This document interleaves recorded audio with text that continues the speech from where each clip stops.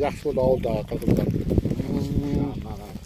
Мынау біз енді Есет атаның баласы Дәудің бейіті деген жерге келіп тұрмыз.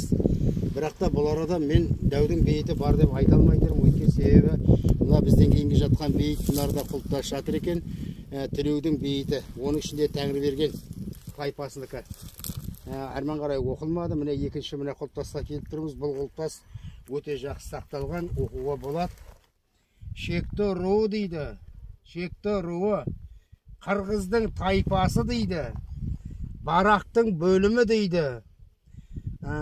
Құдай берген әйелі халалы, Құдай бергеннің халалы Мақпал бәйбіше дейді. Уфат болды 45-інде қылдырған бұл құлпытасты жаздырған байы мына жаңа Құдай берген деген. Мінекей шектінің белгісі тұр. Міне шектінің белгісі жазуы міне тұр шекті деген. Қырғыздың тайпасы шектінің руы дейді. Қырғыздарға айтып барыңдар.